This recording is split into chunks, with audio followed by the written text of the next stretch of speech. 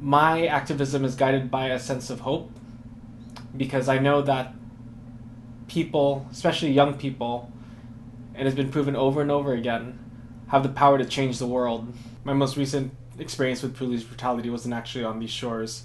It was in Beijing in 2008 during the Olympics. And I took part in a protest with 70 other activists. And we did nothing more than raise Tibetan flags in the street about a kilometer away from the Bird's Nest Stadium. And within 22 seconds, we were beaten down. I had my foot broken in two places. My face was smashed into the concrete. I remember tasting the concrete. We were beaten, interrogated, and detained for the next 18 hours.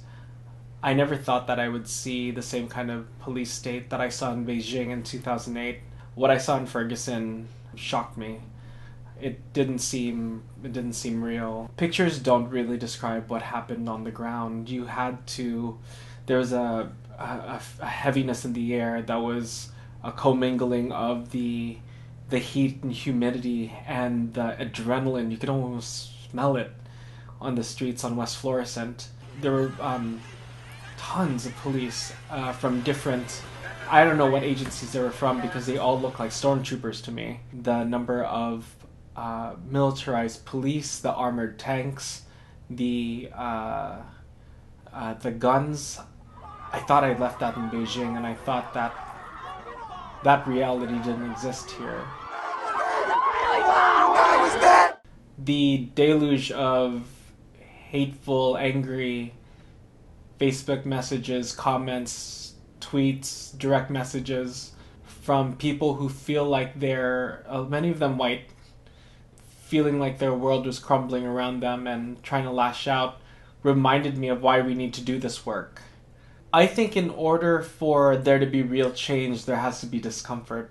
When things are complacent and when we're happy and content and sometimes not paying attention to things around us, there's no sense of growth. But when you agitate the ground, right, when you sow seeds, when you push things out of the status quo, that's where the greatest room for growth happens.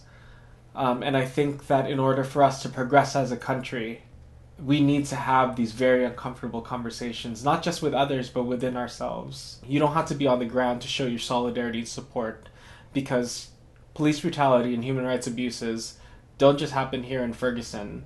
They're happening in New York City, they're happening in Albuquerque, New Mexico. They're happening all over the country, and you can do something about it. Take on some of the work, whether that means handing out water at marches or staffing jail support hotlines. There's a place for everyone in this movement. People just need to be able to be willing to do whatever is needed to be done. And sometimes that's the unglamorous work, but the very necessary work. And for those of us who are allies to the Black community, I think it's important to have conversations within our own communities to talk about how we either uphold anti-Black racism or how we can contribute in dismantling it. What's powerful and unique about this moment is that the struggle is birthing activists and leaders who are sick and tired of being told the same narrative that they are less than. They are finding it in themselves to exercise their own sense of agency and to grasp their own destiny.